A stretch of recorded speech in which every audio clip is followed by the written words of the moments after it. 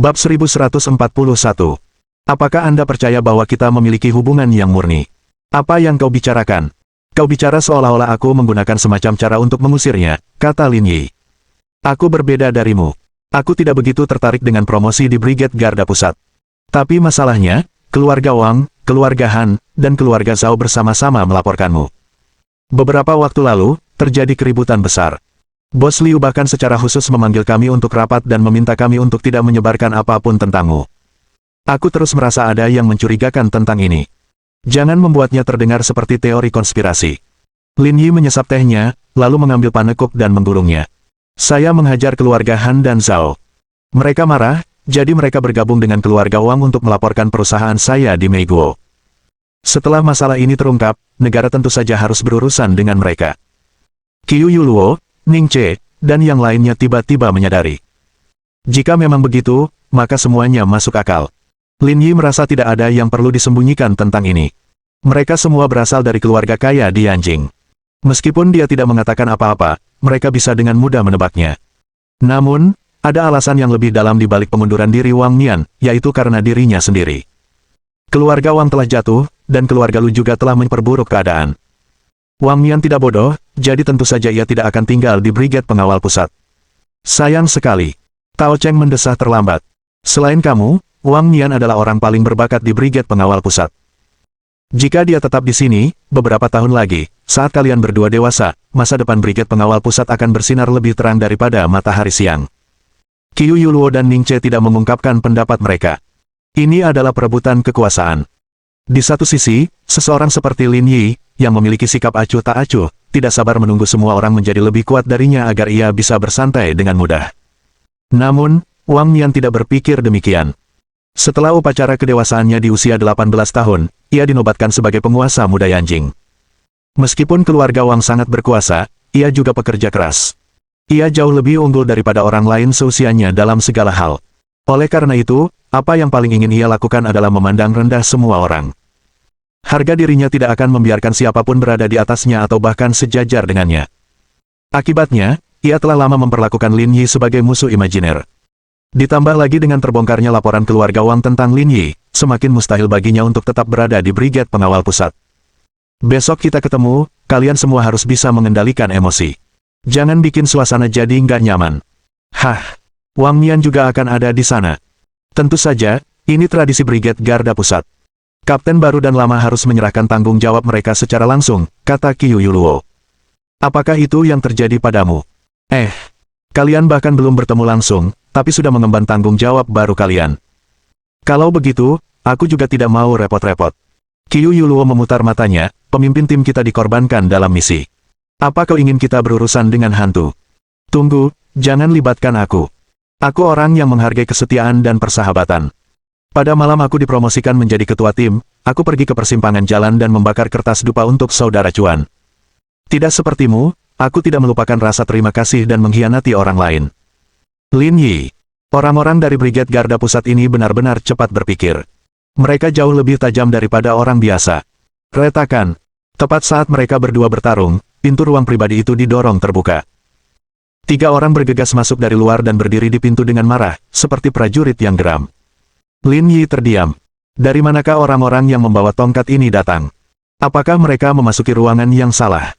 Bahkan jika mereka benar-benar memasuki ruangan yang salah, mereka tidak seharusnya memakai ekspresi seperti itu, bukan? Apakah aku mencuri gadis-gadismu? Apa yang kamu lakukan di sini? Qiu Yuluo berdiri karena orang yang berdiri di depannya adalah pacarnya, Qin Yanling. Dalam hal hubungan darah, dia adalah sepupu Lin Yi.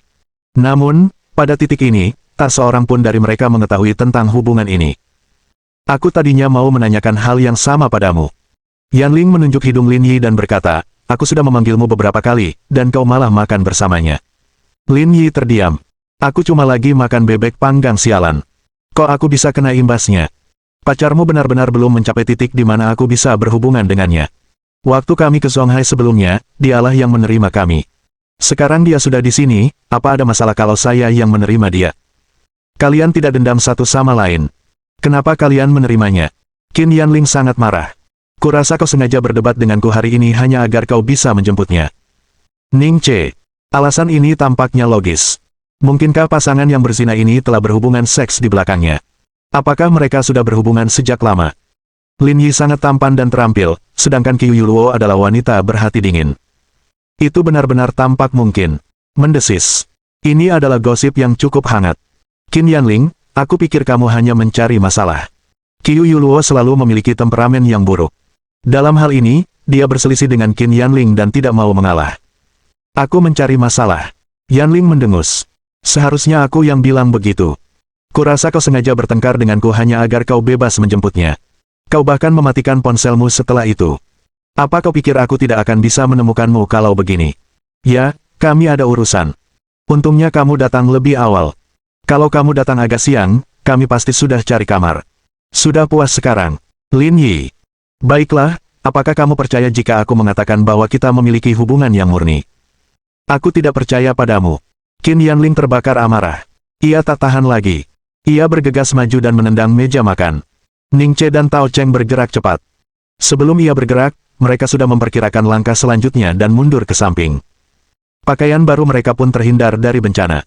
Keributan di ruang pribadi itu membuat khawatir orang lain di lantai 3. Selain para pelayan di sini, bahkan orang-orang yang makan di ruang pribadi lainnya keluar untuk menyaksikan keributan itu. Di tempat seperti Yanjing, tidak sedikit orang yang menikmati menonton pertunjukan gratis. Pak, tenang dulu. Kita bicara baik-baik. Banyak turis asing di sini. Kalau kita ribut di sini, nanti malah ribut, kata pelayan itu. Enyahlah, ini bukan urusanmu. Menghadapi Qin Yanling yang berwajah garang, pelayan itu mundur 2 langkah dan berdiri di depan manajer lobi. Manajer Ma, apa yang harus kita lakukan? Kurasa orang-orang ini semua pewaris kaya generasi kedua Yanjing. Kita tidak bisa mengendalikan mereka. Ayo kita panggil polisi. Tidak ada gunanya memanggil polisi, kata Qin Yanling. Kalian semua, minggirlah. Setelah urusan di sini selesai, aku akan mengganti rugi kalian dengan harga awal. Para penonton saling berpandangan dan menyadari bahwa ini cukup sensasional. Aku samar-samar mendengar sesuatu tadi. Pria tampan itu tidur dengan pacarnya. Makanya dia marah sekali. Pacarnya tidur dengannya dengan sukarela. Apa gunanya memberinya pelajaran, kata seorang wanita parubaya. Dia pemuda yang tampan. Sayang sekali kalau dia cacat. Bab 1142 dia dari keluarga Qin. Diskusi para penonton semakin membuat Qin Yanling geram. Seolah-olah seluruh tubuhnya terbakar api hijau. Saudara Qin, apa gunanya bicara begitu banyak? Hajar saja dia. Lin Yi menggaruk kepalanya. Jangan gegabah. Itu tidak akan bermanfaat bagi siapapun. Aku juga menyarankan kalian untuk tenang, kata Ning Che sambil tersenyum. Lin Yi pasti punya kepercayaan diri untuk melakukan hal seperti ini. Lin Yi terdiam. Bisakah Anda berhenti menambahkan bahan bakar ke api? Sialan. Aku tidak akan membiarkanmu pergi.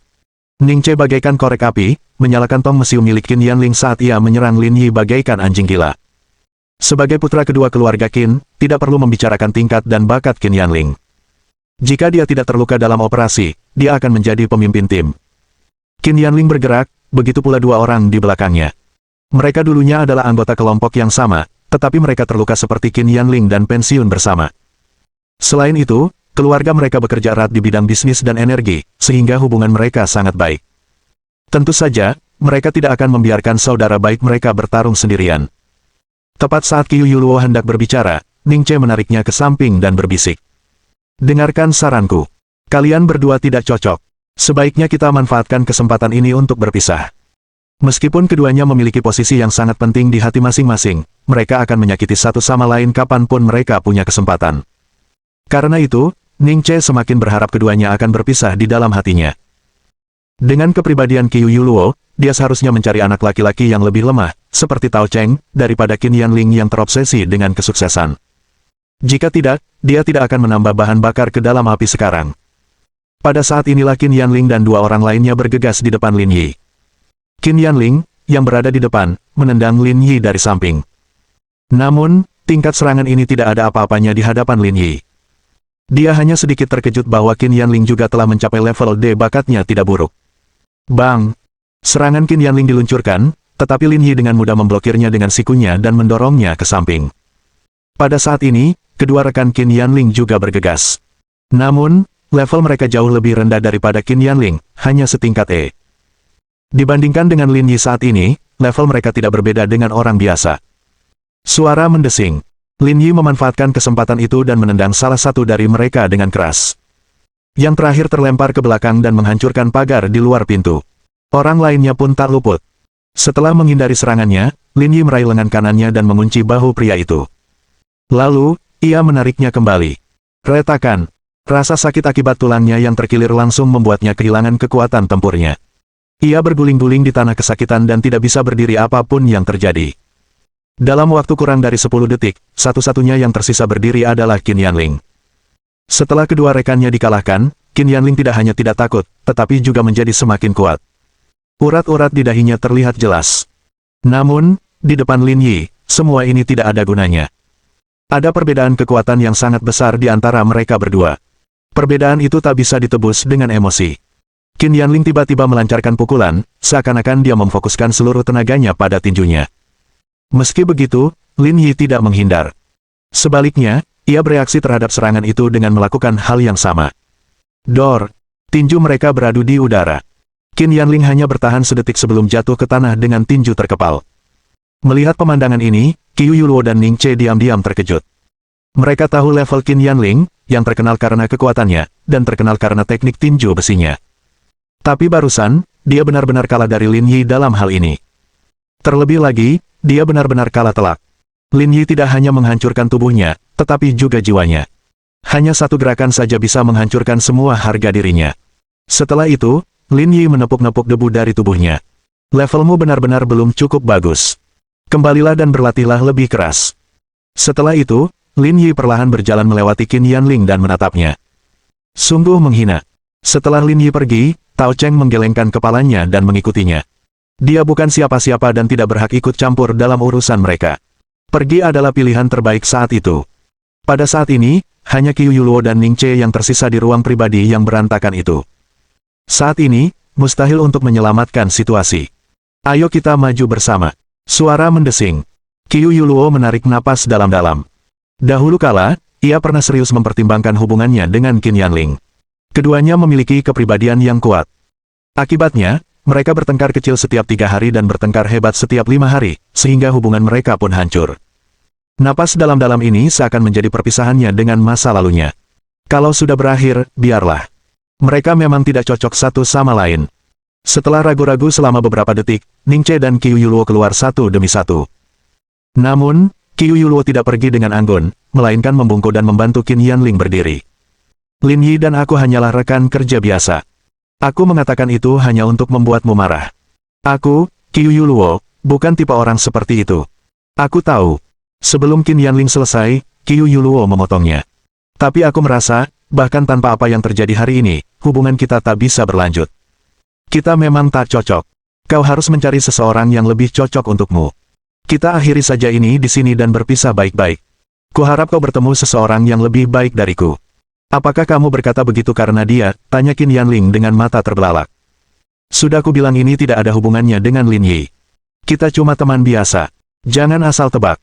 Setelah mengatakan apa yang ingin dikatakannya, Qiu Yuluo meninggalkan ruang pribadi dan berjalan keluar Kuanjude bersama Ning Che, yang berdiri di luar. Mata Qin Yanling kosong. Ia tak pernah menyangka hubungan antara dirinya dan Qiu Yuluo akan berakhir seperti ini. Pada saat yang sama, Qiu Yuluo dan Ning Che keluar dari Kuanjude dan bertemu dengan Lin Yi dan Tao Cheng. Sialan, kalau aku tahu aku harus berjuang untukmu saat makan malam, aku pasti tidak akan datang. Anggap saja ini perbuatan baik. Lagi pula, ketua tim kita yang terkenal, Qiu, bahkan ingin mengundangmu ke kamar hotel. Ini kesempatan bagus, dan kau akan mendapatkan keuntungan dari situasi ini. Orang lain tidak akan pernah menikmati kesempatan ini. Jangan bicara omong kosong. Jangan mencoreng reputasiku. Sebenarnya, Tuan Qin tidak buruk. Dia hanya sedikit blak-blakan, timpal Tao Cheng. Keluarga Qin memang seperti ini. Mereka semua sangat arogan. Mereka mempertahankan rasa superioritas mereka yang dulu hingga hari ini. Untung saja dia diberi pelajaran hari ini, keluh Ning Che. Tunggu, kamu bilang dia dari keluarga Qin, kata Lin Yi. Bab 1143. Obrolan video. Oh, ada apa? Apa ada hal penting yang kau sadari? Tanya Ning Che penasaran. Apakah kamu tidak tahu bahwa nama mantan pacarnya adalah Qin Yarding dan dia anggota keluarga Qin? Aku tidak menyukainya. Kenapa aku harus peduli dengan hal-hal seperti ini? Bukankah dia bilang kamu bisa tidur dengannya gratis? Apa kamu tidak mempertimbangkannya? Kamu terlalu pilih-pilih. Mereka terlalu kecil, dia bukan tipeku. Kyu Yukio memutar bola matanya. Ia sudah tidak berminat lagi untuk peduli dengan omong kosong mereka. Mantan pacarnya bernama Qin Yanling. Dia dari keluarga Qin di Yanjing, kata Ningche.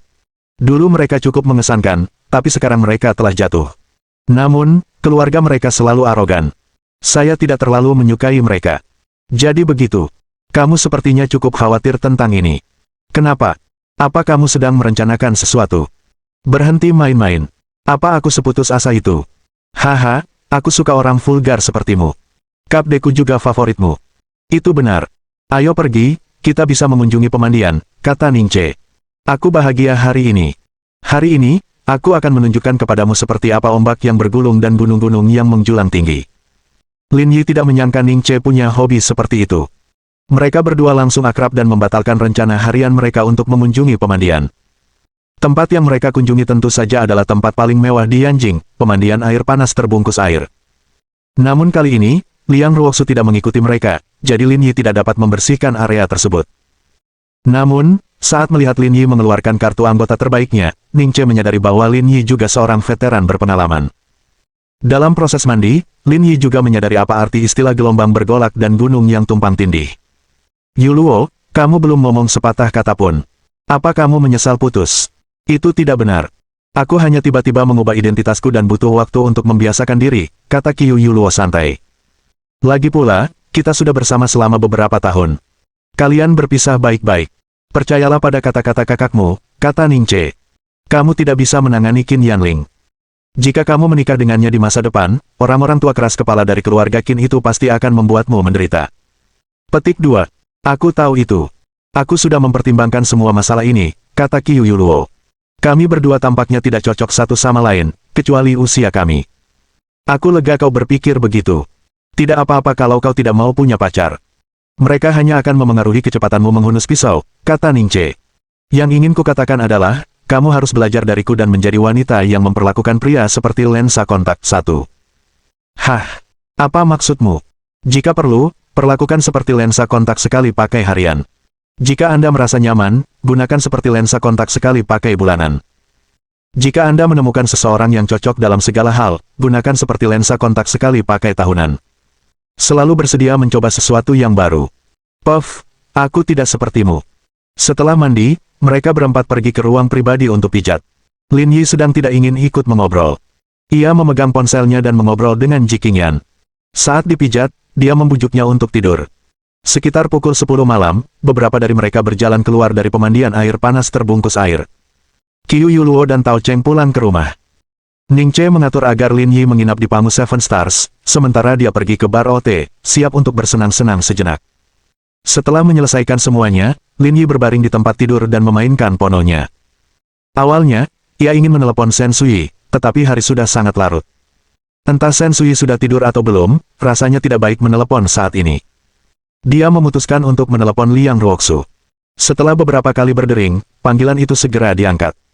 Akan tetapi, sebelum Lin Yi sempat berbicara, dia mendengar suara gembira Liang Ruoxu. Bagaimana kamu tahu aku akan meneleponmu? Hah? Menghadapi pertanyaan semacam itu, Lin Yi pasti akan meraup beberapa poin gratis. Tiba-tiba jantungku berdebar kencang. Kurasa ada yang sedang memikirkanku, jadi aku bertaruh dan meneleponmu. Cek, aku nggak percaya. Omong kosong. Kamu tidak perlu percaya padaku, tapi aku benar-benar merasakannya. 1, kata Lin Yi. Kamu meneleponku selarut ini. Pasti ada yang ingin kamu sampaikan. Tentu saja, kata Liang Ruoxu dengan gembira. Saya akan memberimu kesempatan untuk menebak apa maksudnya. Lin Yi berpikir sejenak. Liang Ruoxu adalah orang yang berpengalaman. Hal-hal biasa tidak akan membuatnya begitu emosional. Ditambah dengan kehancuran keluarga Wang dan kebangkitan keluarga Liang, jawabannya jelas. Apakah kamu dipromosikan? Hah?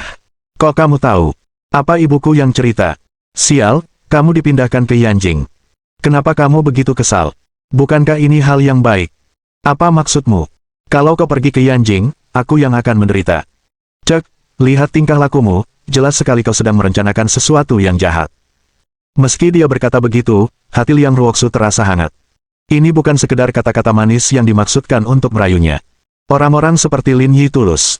Hentikan omong kosongmu. Katakan padaku kemana kau dipindahkan. Jangan khawatir, aku akan tinggal di Zonghai. Masih di Zonghai? Tanya Lin Yi. Sekarang setelah kamu mencapai posisi ini, jika kamu dipromosikan lagi, Zonghai mungkin tidak bisa menerimamu. Tidak hanya Zonghai, tapi Yanjing juga tidak akan bisa menampung saya. 1. Karena aku terlalu muda, kata Liang Ruoxu. Saya harus menunggu sampai usia 35 tahun sebelum bisa memasuki pusat kota Yanjing. Sekarang belum waktunya. Keluarga saya tidak akan membuat pengaturan seperti itu. Jadi, posisi apa yang kamu tempatkan sekarang? Wakil sekretaris. Dari sudut pandang tingkat administratif, itu dianggap sebagai transfer lateral, kan? Ya, memang transfer lateral, tetapi bidang manajemennya berbeda. Jika saya mencapai usia yang disyaratkan dan dipromosikan ke posisi resmi, jenjang administratif kedua posisi tersebut akan berbeda. Selain itu, saya juga dapat memegang posisi di manajemen inti partai Yanjing secara bersamaan, kata Liang Ruoxu. Singkatnya, saya dulu berada di jalur yang berbeda. Meskipun perjalanannya luas, perjalanan itu tidak secerah sekarang. Apakah Anda mengerti maksud saya? Aku mengerti sekarang, kata Lin Yi. Sekarang semuanya sudah di jalur yang benar, yang tersisa hanyalah bekerja keras. Kamu tidak bodoh. Kamu pantas dipuji, kata Liang Ruoxu sambil tersenyum. Karena posisi saya saat ini berbeda, jika Anda memiliki hasil penelitian lebih lanjut, jangan lupa untuk memberikan saya sebagian penghargaannya. Omong kosong. Kalau aku kasih tahu prestasiku lagi, mereka mungkin akan memindahkanmu ke Yanjing lebih awal. Jadi, jangan coba-coba cari pengakuan. Tinggallah di Zonghai saja. Kamu orang macam apa? Kamu nggak tega melihat orang lain sukses. Aku memang begitu. Aku melakukan apapun yang aku mau. Cek, suasana hatiku sedang bagus hari ini, jadi aku tidak perlu repot-repot denganmu, kata Liang Ruoxu dengan bangga. Baiklah, aku sudah berbagi kabar baik denganmu. Aku mau mandi. Sampai jumpa. Liang Ruoxu tertegun sejenak sambil memegang ponselnya. Mengapa dia menutup telepon sebelum dia sempat mengucapkan selamat tinggal? Orang macam apakah ini?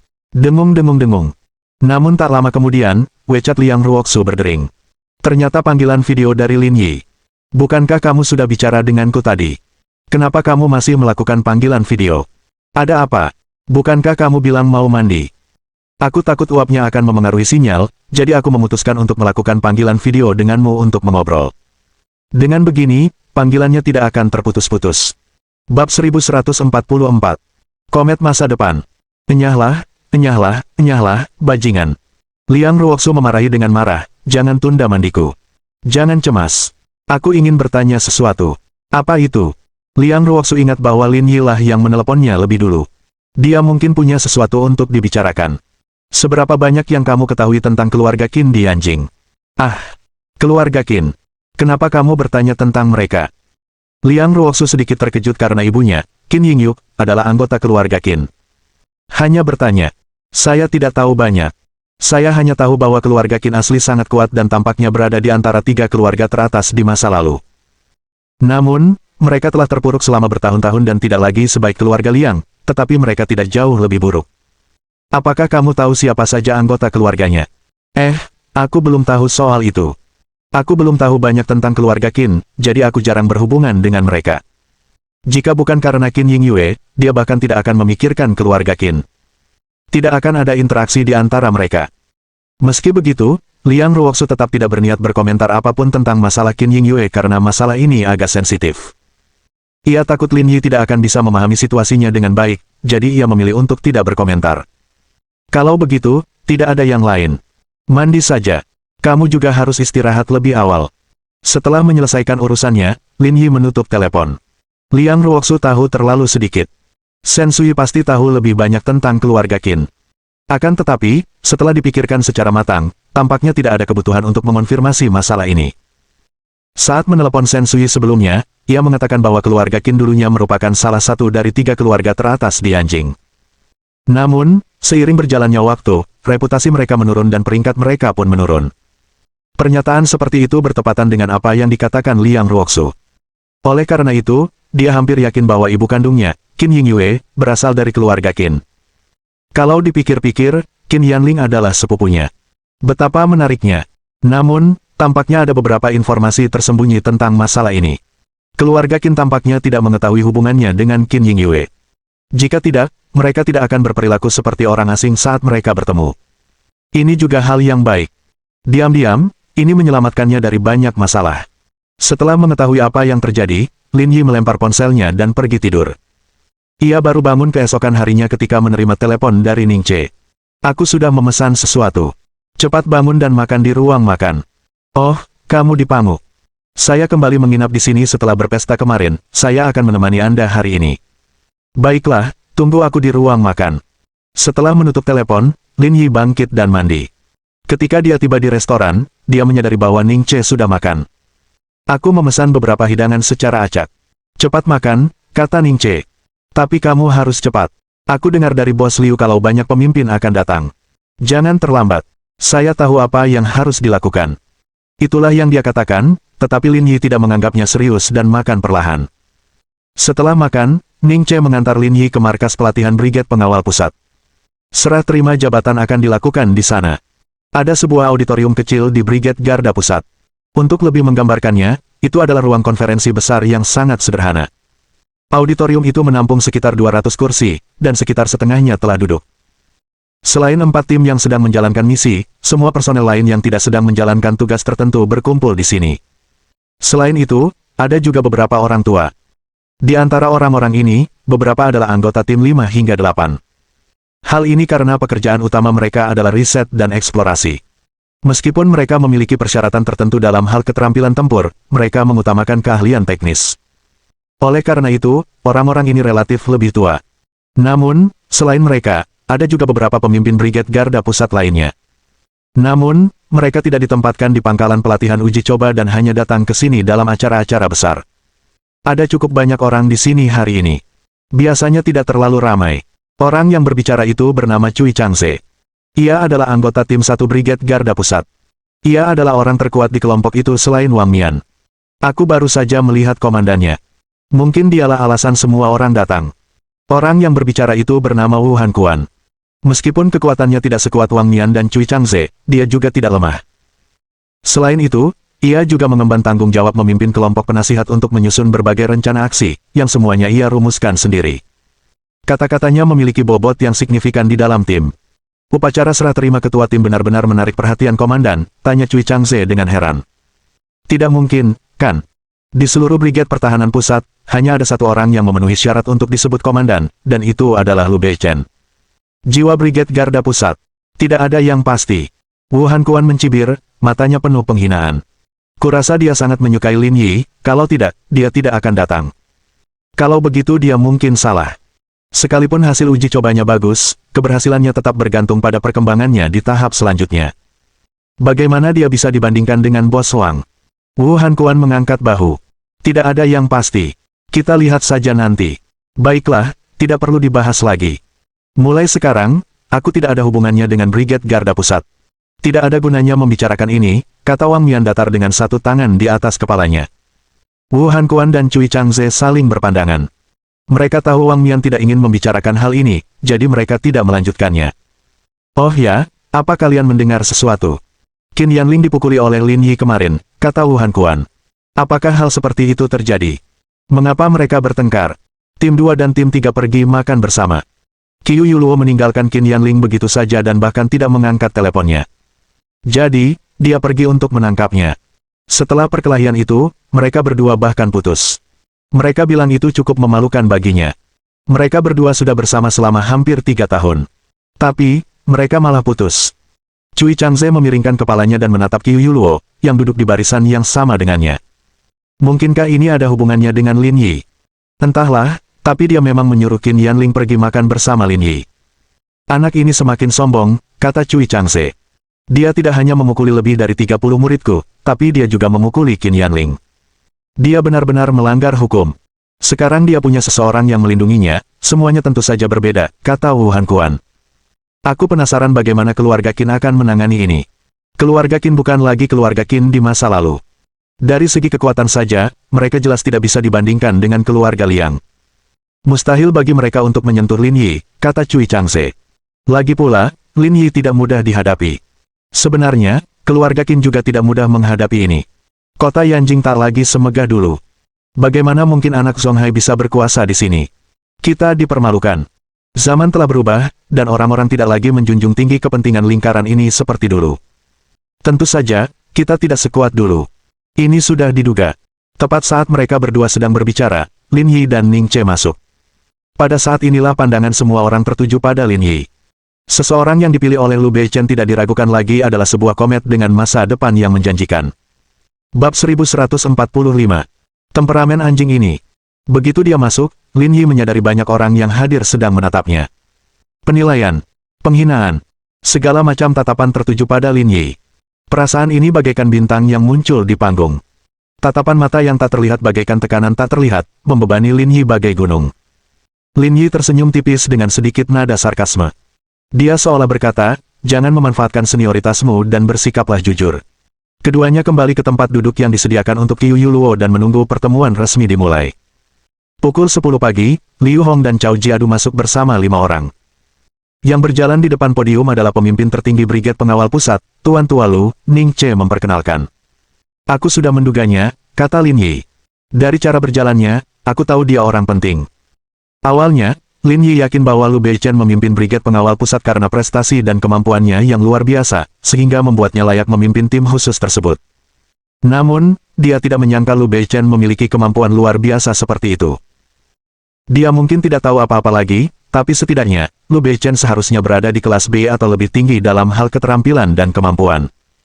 Kalau tidak, dia tidak akan memancarkan aura sekuat itu. Brigade Garda Pusat ini benar-benar tempat yang dihuni naga tersembunyi dan harimau berjongkok. Setibanya di tempat acara, pemimpin Brigade Garda Pusat duduk. Liu Hong memegang mikrofon dan berkata, pertemuan hari ini terutama untuk merangkum pekerjaan kami sebelumnya dan prospek serta rencana masa depan kami. Kami mengundang Penatua Lu untuk berbicara. Lu Beichen tersenyum, kita semua adalah rekan kerja, jadi mari kita lewati formalitas dan langsung ke inti permasalahan. Baiklah, kamu juga harus menyampaikan beberapa patah kata. Kita kedatangan beberapa pendatang baru hari ini. Baiklah, aku akan bicara sebentar, tapi kita batasi dalam 5 menit. Jangan khawatir, aku tidak akan seperti yang lain yang bicara berjam-jam. Haha, dia juga orang yang jujur. Begitu tiba gilirannya berbicara, dia langsung membuat semua orang tertawa. Lin Yi juga merasa ini bagus. Mereka semua laki-laki, jadi tidak perlu terlalu dangkal. Jika mereka punya waktu, akan lebih baik melakukan pekerjaan yang serius. Sambil memegang mikrofon, dia berdeham dan berkata, dalam beberapa tahun terakhir, Brigade Pertahanan Pusat berada dalam masa sulit. Meskipun mereka telah memberikan kontribusi besar bagi pertahanan nasional kita, kita masih memiliki banyak kekurangan. Saya bertanggung jawab atas hal ini, dan saya akan merenungkannya lebih lanjut. Saya harap semua orang dapat belajar dari rasa malu ini dan bekerja keras. Dia banyak bicara, tapi dia menepati janjinya. Melihat pidatonya hampir 5 menit, dia segera mengakhirinya. Lebih lanjut, beliau hanya menyampaikan beberapa basa-basi umum. Hal ini dapat dianggap sebagai pengingat bagi semua yang hadir tentang misi mereka. Brigade Garda Pusat masih harus menempuh perjalanan panjang dan mereka tidak bisa bersantai. Setelah selesai berbicara, Liu Hong mengambil mikrofon. Selanjutnya, bagian kedua dari rapat. Liu Hong berdeham, Ketua Tim 1 Brigade Garda Pusat, Kamerat Wang Mian, sedang bersiap untuk mengundurkan diri dari Brigade Garda Pusat karena alasan pribadi. Tim 2 dan Wakil Ketua Tim 3, Lin Yi, akan bertanggung jawab atas misi Tim 1 di masa mendatang. Sekarang, saya ingin mengundang kalian berdua untuk melakukan serah terima jabatan. Wang Mian merapikan pakaiannya dan berjalan ke podium. Pada saat yang sama, tatapan orang lain juga tertuju padanya. Dulu, semua orang menganggap Wang Mian sebagai harapan masa depan Brigade Garda Pusat. Tak seorang pun menyangka bahwa hanya 3 tahun kemudian, ia akan benar-benar mengundurkan diri dari jabatannya sebagai Ketua Brigade Garda Pusat. Dunia memang tak terduga, dan tak seorang pun tahu apa yang akan terjadi di masa depan. Pada saat ini, Lin Yi bangkit dari tempat duduknya. Meskipun dia tidak sebesar Wang Mian, dia bergerak dengan santai dan bebas. Dia tidak terlalu mengkhawatirkan Wang Mian. Beberapa orang yang hadir sudah tahu apa yang terjadi di antara mereka berdua. Pengunduran diri Wang Mian banyak berkaitan dengan Lin Yi, atau lebih tepatnya, berhubungan langsung. Namun, Lin Yi tidak menggunakan trik kotor untuk melakukan ini. Dalam perebutan kekuasaan ini, keluarga Wang mengalami kerugian. Kemenangan adalah keadilan, dan kepergiannya adalah hal yang wajar. Wang Mian mengambil mikrofon dari Liu Hong dan berkata, mulai hari ini, saya resmi mengundurkan diri sebagai Ketua Tim 1 Brigade Garda Pusat. Saya berharap Brigade Garda Pusat akan terus berkembang di masa mendatang. Dengan itu, Wang Mian mengambil lencana yang mewakili ketua tim di atas meja dan menyerahkannya kepada Lin Yi. Brigade Garda Pusat adalah tempat di mana kekuatan berbicara sendiri.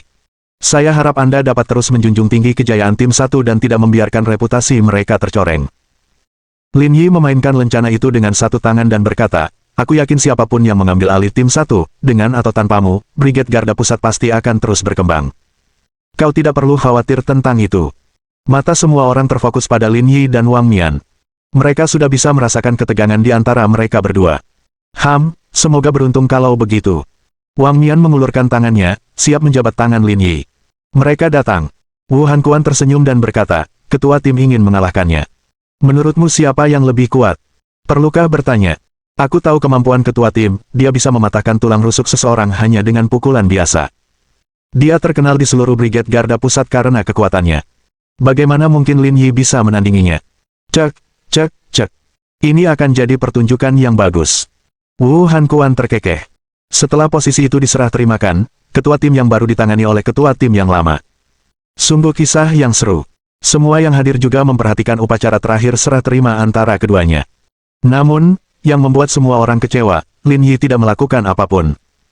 Ia mengambil lencana yang melambangkan ketua tim dan kembali ke tempat duduknya. Dia sama sekali mengabaikan Wang Mian. Saat Lin Yi kembali ke tempat duduknya, tangan Wang Mian masih membeku di udara. Suasananya sangat canggung.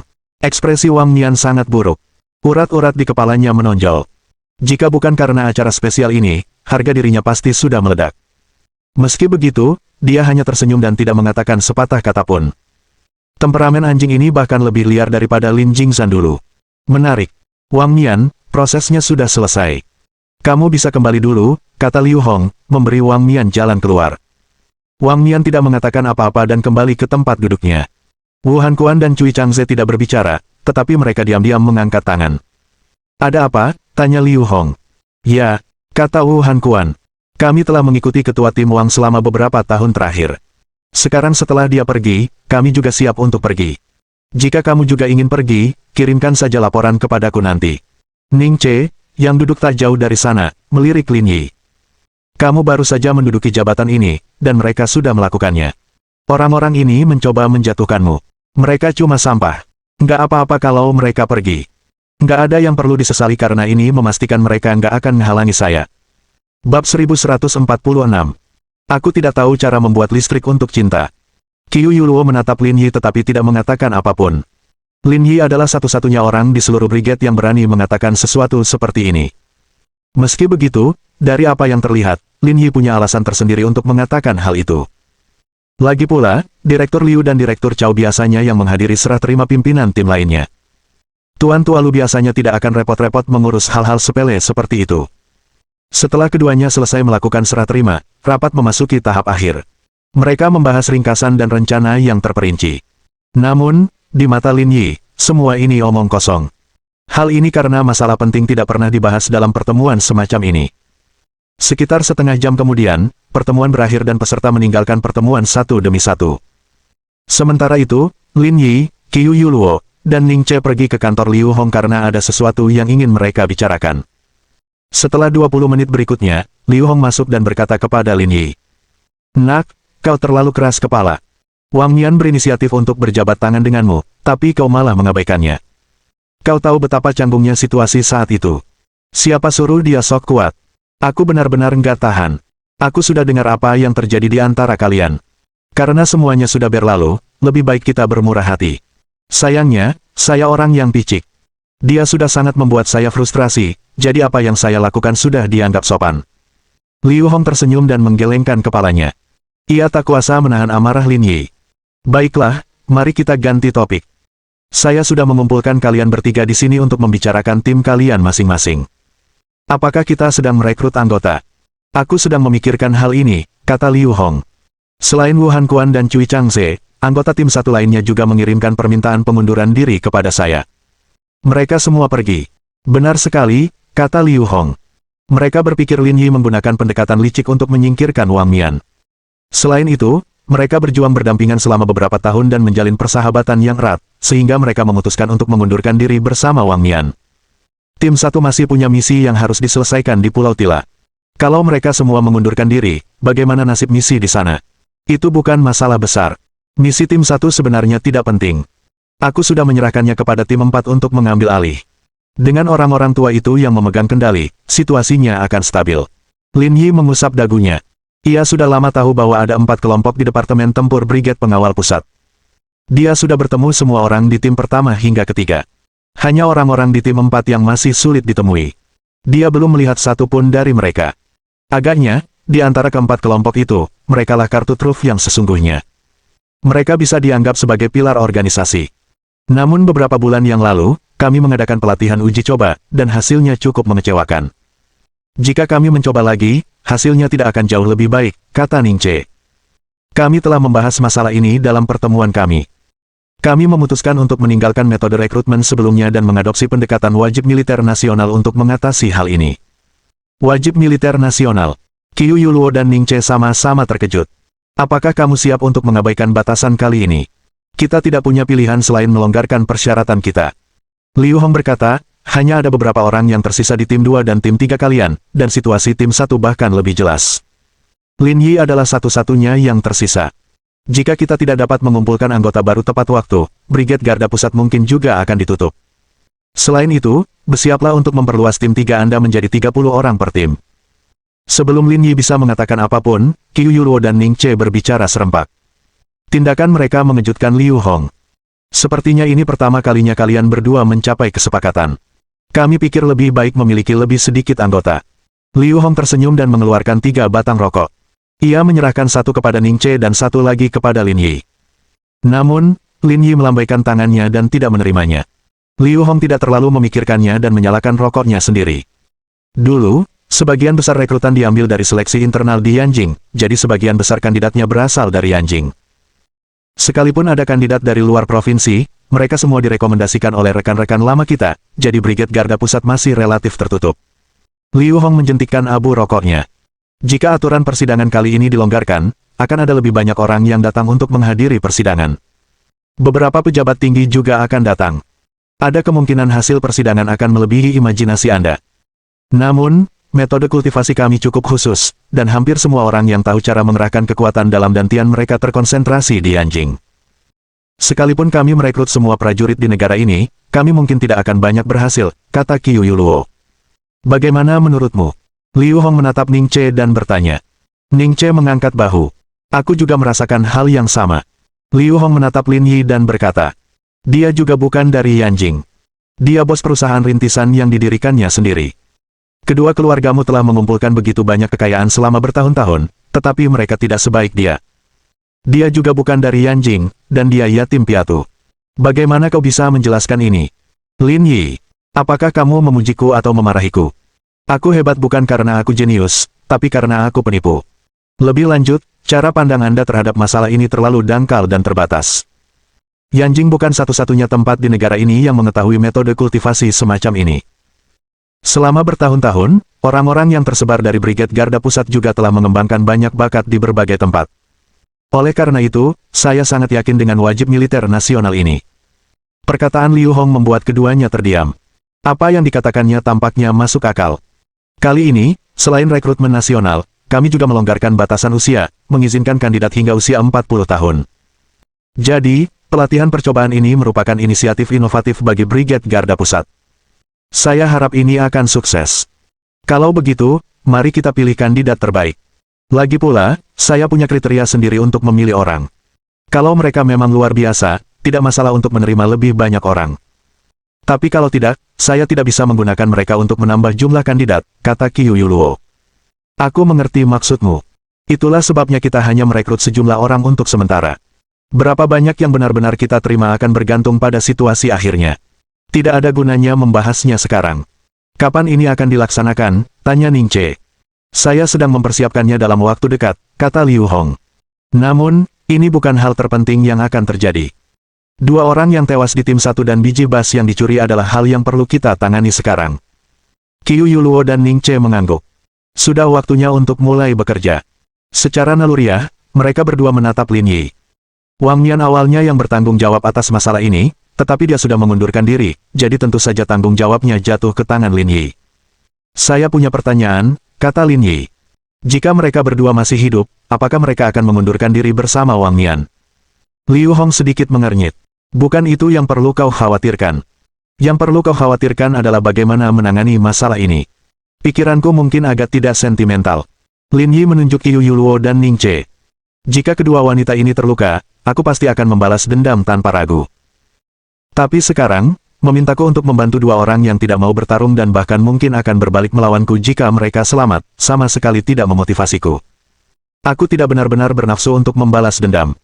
Maaf, aku bukan pembangkit listrik, dan aku tidak akan menghasilkan listrik demi cinta. Bab 1147. Apakah dia benar-benar berpikir dia maha kuasa karena dia tampan? Liu Hong menghisap rokoknya dan tidak berkata apa-apa. Perkataan Lin Yi sedikit tidak masuk akal, tetapi masuk akal. Setidaknya, dia baru saja mengatakan bahwa jika itu Qiu Yuluo atau Ning Che, dia pasti akan membalas dendam. Dia tidak berdarah dingin.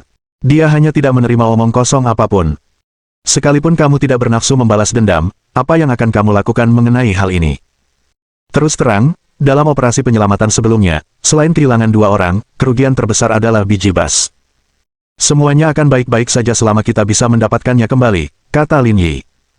Tapi sudah lama sekali, dan saya tidak tahu apakah biji bas sudah diolah. Kalau begitu, aku serahkan masalah ini padamu.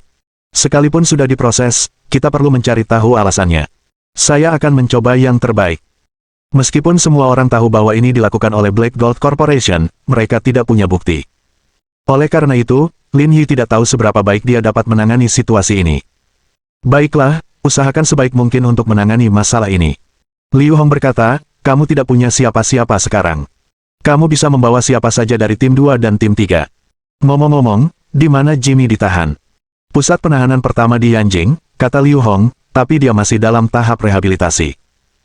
Kami baru melakukan interogasi sederhana, tapi belum mendapatkan informasi berharga apapun. Tahap rehabilitasi. Apa yang terjadi padanya? Kau menusuknya beberapa kali di kapal dan dia belum pulih. Kau masih berani bertanya ada apa? Serius. Liu Hong mengeluh. Aku terlalu terburu-buru. Setelah itu, Lin Yi berdiri. Aku akan ke sana dan melihat apakah aku bisa mendapatkan sesuatu darinya. Tunggu sebentar, aku akan memberimu sertifikat. Kalau tidak, kau tidak akan bisa melihatnya. Liu Hong memegang sebatang rokok di mulutnya dan memberikan selembar sertifikat kepada Lin Yi. Tanyakan alamatnya. Ambil ini dan kamu boleh masuk. Nanti aku kirim nomor teleponnya. Namanya Guan Long. Dia direktur penjara. Telepon dia kalau kamu sudah sampai, dan dia akan menyambutmu.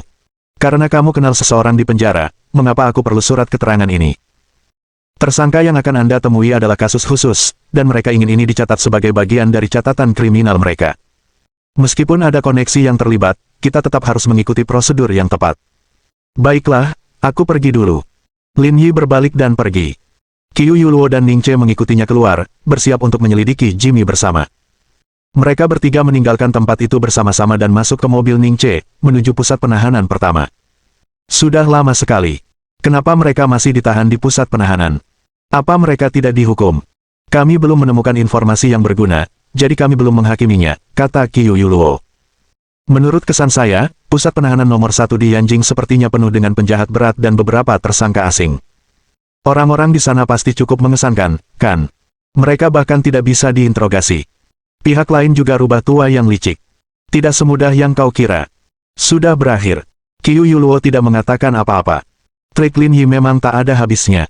Ia berharap akan ada kemajuan baru jika Lin Yi pergi. Setelah mengemudi selama lebih dari 1 jam, Ning Che mengendarai mobil ke pusat penahanan pertama. Pusat penahanan itu lebih megah dari yang dibayangkan Lin Yi. Suasananya sunyi dan hikmat. Mereka bertiga memarkir mobil dan keluar. Qiu Yuluo mengeluarkan ponselnya dan menghubungi nomor yang diberikan Liu Hong. Halo, apakah ini Direktur Guan? Saya Qiu Yuluo dari Brigade Garda Pusat. Oke. Kami tunggu di sini. Setelah percakapan singkat, Qiu Yuluo menutup telepon. Apa yang dikatakan pihak lain? Tanya Ning Che. Dia bilang akan mengirim seseorang untuk menjemput kita. Dia mungkin akan segera datang. Kita tunggu saja. Tepat seperti dikatakan Qiu Yuluo, seorang pemuda berusia 30-an berlari keluar beberapa menit kemudian. Bolehkah saya tahu siapa ketua tim Qiu di sini? Tanya staf itu dengan sopan. Itu aku. Direktur kami sudah menunggu Anda di kantor. Silakan ikuti saya. Oke.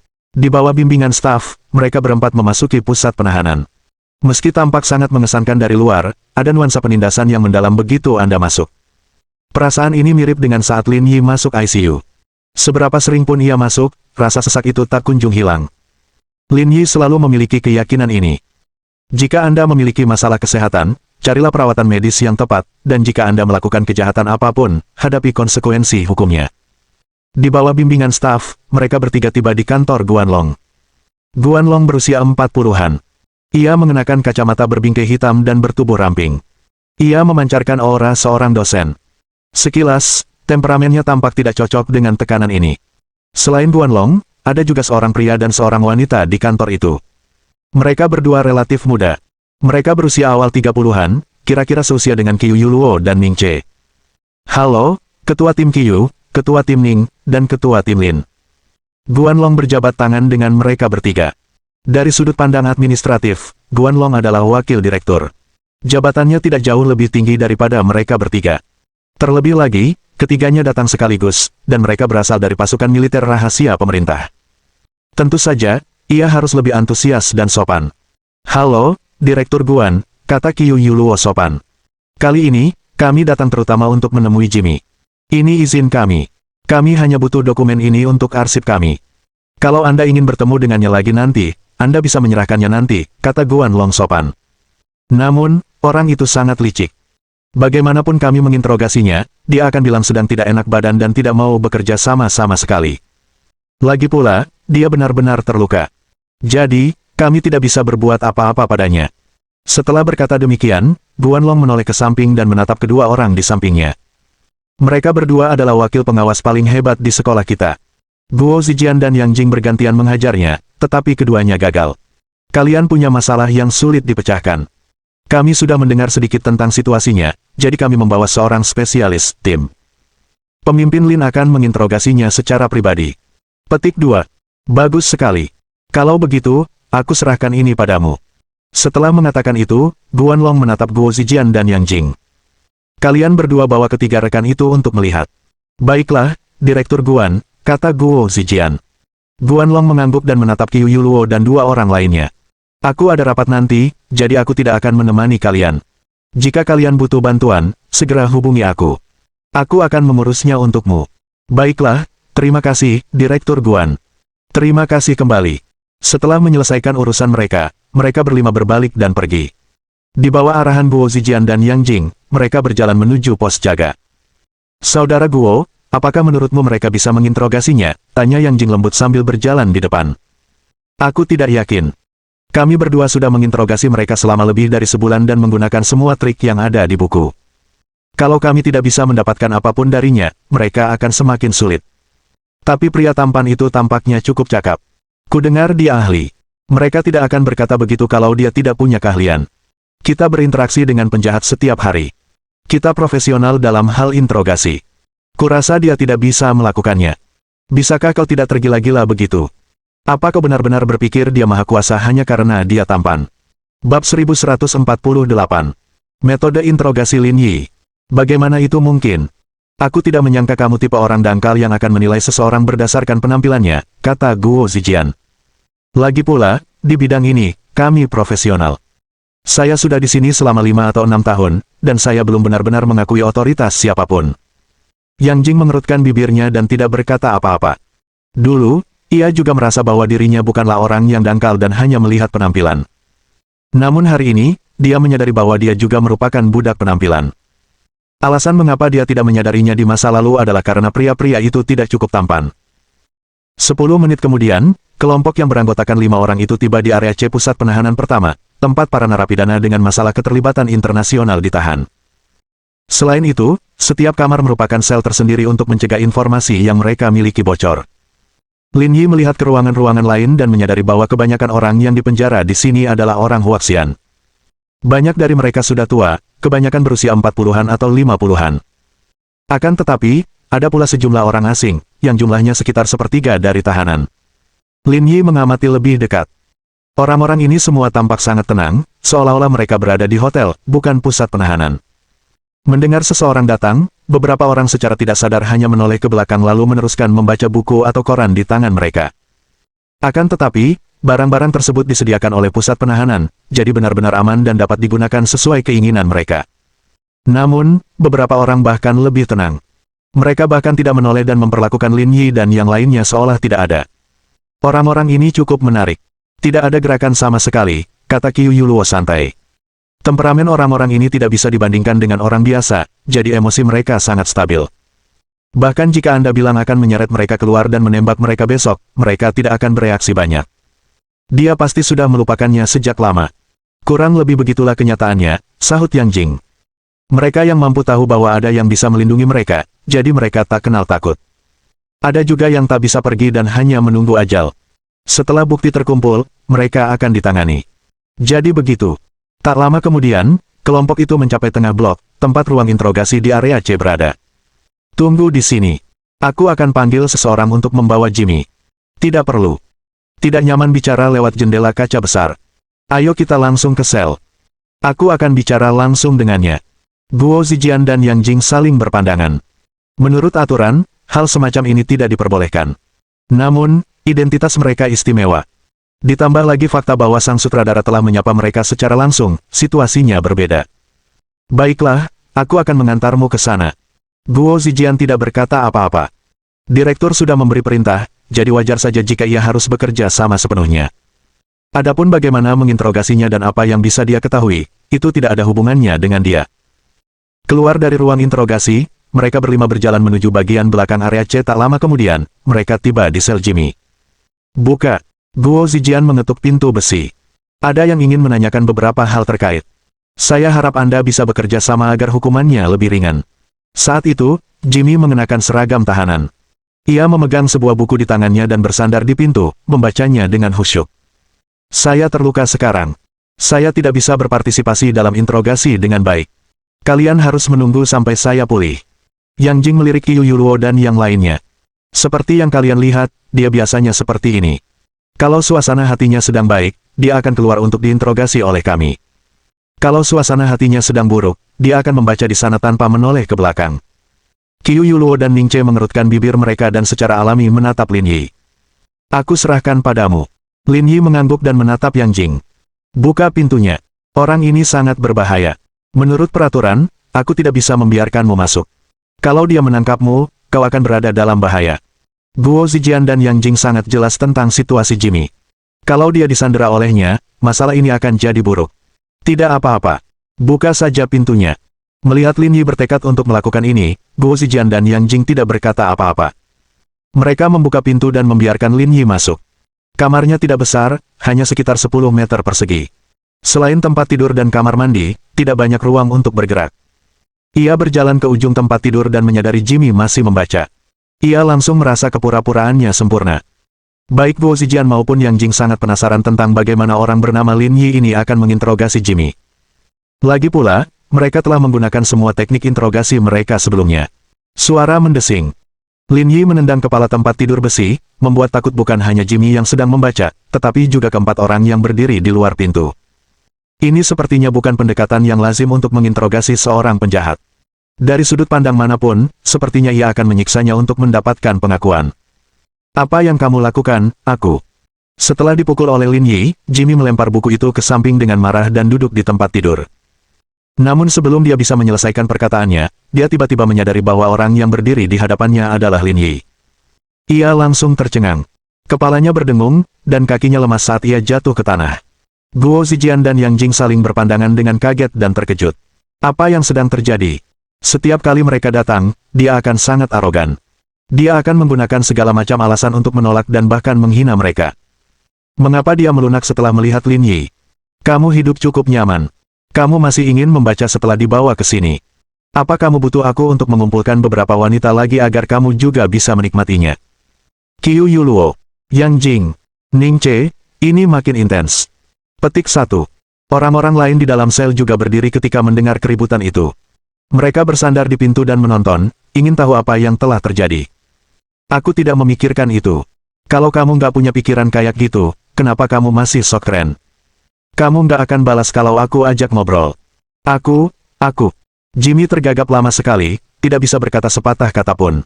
Ini karena dia hanya pamer saja sekarang dan tidak mau bekerja sama-sama sekali. Namun, dia tidak bisa melakukan itu sekarang. Pria ini ada di sini, dan dia tidak akan terlalu khawatir.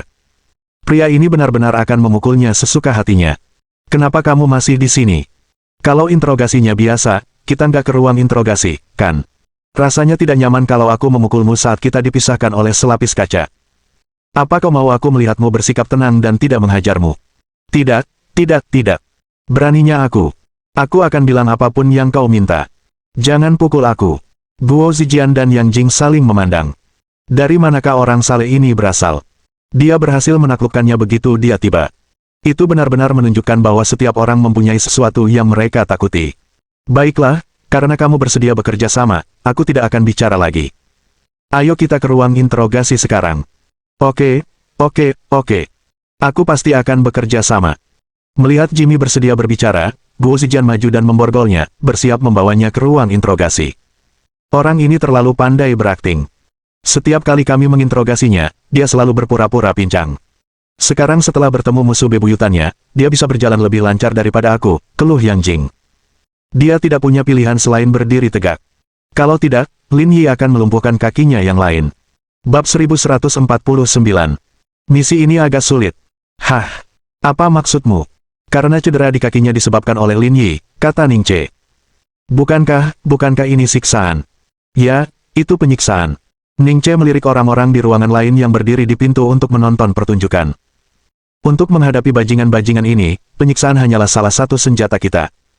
Guo Zijian dan Yang Jing bergidik. Mereka merasa telah meremehkan orang-orang ini. Mereka terlalu menakutkan. Rombongan tiba di ruang interogasi. Lin Yi dan Jimmy masuk lebih dulu, tetapi Qiu Yuluo menghentikan mereka di luar. Isi percakapan berikut mungkin mengandung beberapa rahasia, jadi kalian berdua tidak bisa masuk, mohon dimaklumi. Tapi kamilah yang menginterogasinya sebelumnya. Kenapa tiba-tiba jadi rahasia sekarang? Kalian berdua seharusnya menandatangani perjanjian kerahasiaan selama interogasi, kan? Setelah mendengar kata-kata Qiu Yuluo, mereka berdua teringat. Ketika Jimmy dikurung, direktur meminta mereka menandatangani perjanjian kerahasiaan. Tak satu pun hasil interogasi boleh dibocorkan. Kalau tidak, mereka akan dianggap mata-mata. Ketika mereka menandatanganinya, mereka tidak terlalu memikirkannya. Kelihatannya tidak terlalu serius. Karena kami sudah mengambil alih, kami tidak bisa membiarkan kalian berdua masuk, kata Qiu Yuluo sambil meminta maaf. Jika kamu benar-benar mendengar sesuatu yang tidak seharusnya kamu dengar, itu tidak akan baik untuk kalian berdua. Mendengar ini, Guo Zijian dan Yang Jing terdiam. Lebih baik bagi mereka untuk tidak terlibat dalam masalah seperti itu. Kalau begitu kami tidak akan mengikutimu masuk, kami akan membawanya pergi setelah interogasi.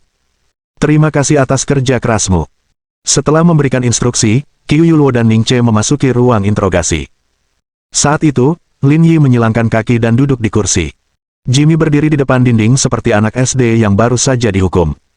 Qiu Yuluo dan Ning Che berdiri di belakang Lin Yi. Kedua wanita cantik itu adalah latar belakang Lin Yi, dan hanya Lin Yi yang bisa menikmati perlakuan dan prestise seperti itu.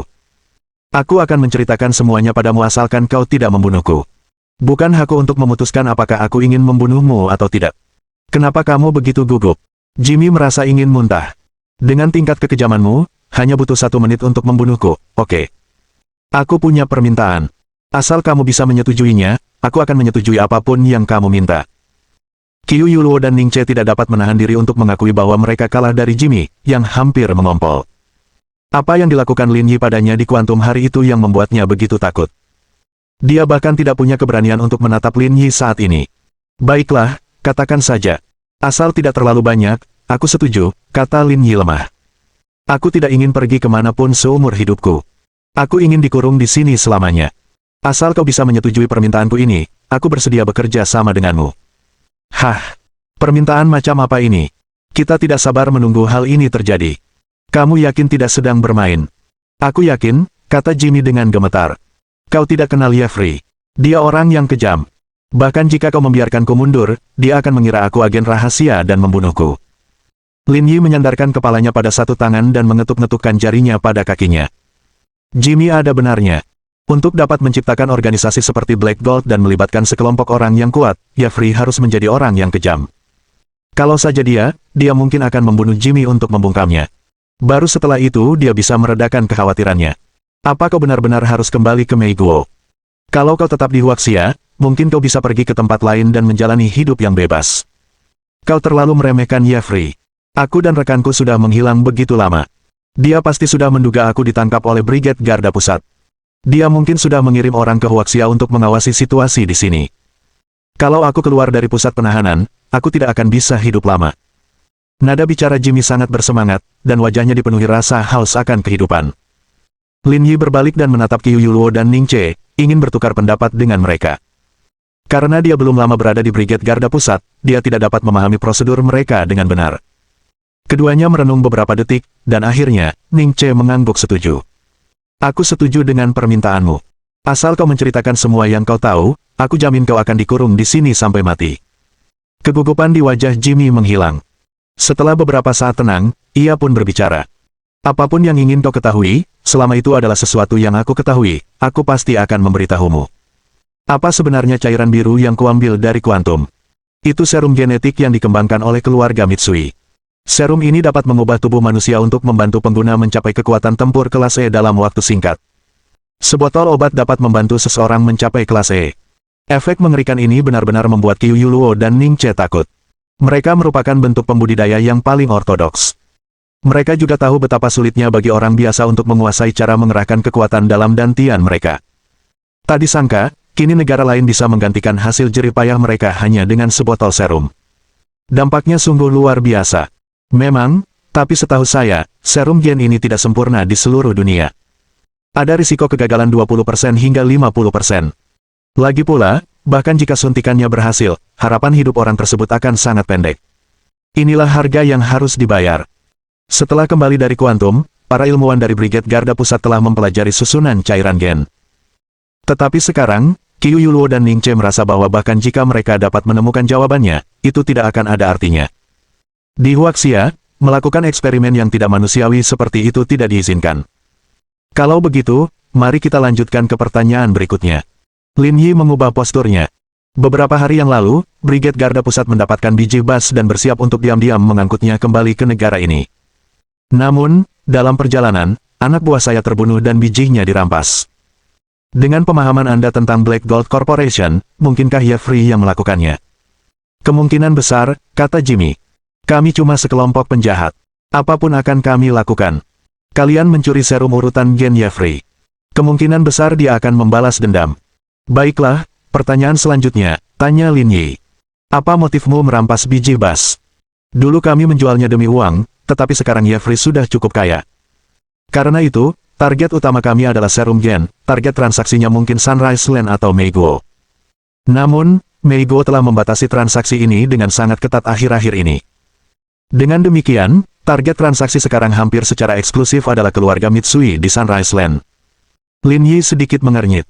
Anggota tim 1 sudah mati. Sekalipun dia membalas dendam, mereka takkan bisa dihidupkan kembali. Oleh karena itu, cara terbaik untuk menangani masalah ini adalah dengan mengambil kembali 2 kg biji bas. Akan tetapi, jika Black Gold Corporation telah membuat kesepakatan dengan keluarga Mitsui, maka akan sangat sulit untuk mengambilnya kembali. Misi ini agak sulit. Bab 1150. Pacarku tidak ada di rumah. Lin Yi terdiam. Setelah menanyakan pertanyaan pertama, dia tidak berbicara selama beberapa menit. Sebelumnya, mereka hampir yakin bahwa ini dilakukan oleh Black Gold Corporation. Oleh karena itu, ia secara alami mengira bahwa biji bas yang diambilnya dari Brigade Pengawal Pusat ada di tangan Jeffrey. Namun, ada kemungkinan untuk dipertimbangkan. Yaitu, apakah Black Gold Corporation bertemu dengan individu berpakaian hitam sebelumnya saat mengambil biji bas? Jika mereka bertemu dengannya, maka mustahil bagi mereka untuk mendapatkan kembali 2 kg biji bas. Inilah yang sebenarnya dipedulikan Lin Yi. Dia tidak peduli dengan nyawa 2 orang dari tim 1. Bahkan, dia tidak peduli jika mereka menemukan biji bas. Yang sebenarnya dia pedulikan adalah apakah dia bisa bertemu pria berpakaian hitam itu lagi segera. Kamu baru saja mengatakan bahwa satu-satunya orang yang bisa dihadapi Jeffrey sekarang adalah keluarga Mitsui dari Sunrise Land, kan? Itulah yang kupikirkan, kata Jimmy. Geoffrey sudah bersusah payah menghubungi keluarga Mitsui terkait kesepakatan kami sebelumnya, jadi dia tidak akan mudah melepaskan hubungan ini. Tapi siapa yang akan dia kirim untuk menyelesaikan kesepakatan itu masih harus dilihat. Tidak adakah orang lain selain kamu? Di Black Gold Corporation, selain Jeffrey, hanya aku, Paul, dan Eliza yang memegang pangkat tertinggi, jadi hanya kami bertiga yang memenuhi syarat untuk membuat kesepakatan seperti itu. Namun, mereka semua ada di Pulau Tilia. Aku tidak tahu siapa yang akan dibawa Jeffrey kembali. Lin Yi mengangguk sambil berpikir.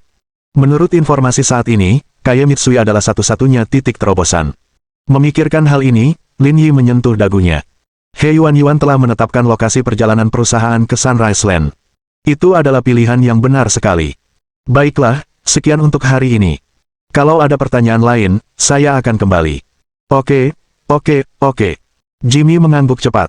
Kau tidak akan lupa janjimu tadi, kan? Jika kau melakukannya dengan baik, aku jamin kau tidak akan mati. Aku mengerti. Setelah menginterogasi Jeffrey, mereka bertiga keluar. Guo Zijian dan Yang Jing, yang berjaga di luar, membawa Jimmy kembali. Sudah lama sekali. Apakah Jeffrey akan membuat kesepakatan lagi dengan keluarga Mitsui? Tanya Ning Che. Entahlah. Qiu Yuluo mengangkat bahu. Semuanya tergantung keberuntungan. Kemungkinan besar akan berada di tangan Jeffrey, kata Lin Yi. Kenapa kamu mengatakan itu? Baru 12 hari sejak misi itu gagal. Jeffrey perlu mengerahkan pasukan, dan itu butuh waktu. Seharusnya tidak perlu terburu-buru. Kedua gadis itu mengangguk tanpa sadar. Menurut Jimmy, hanya ada 3 orang di Black Gold Corporation yang memenuhi syarat untuk mengawasi kesepakatan ini.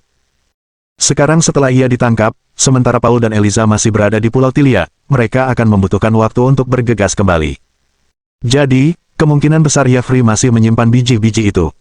Selain itu, ada alasan lain yang membuat Lin Yi yakin bahwa biji itu masih di tangan Jeffrey. Hal ini karena keluarga Mitsui juga mengalami kerugian pada transaksi sebelumnya. Mereka tidak tahu siapa orang berpakaian hitam itu.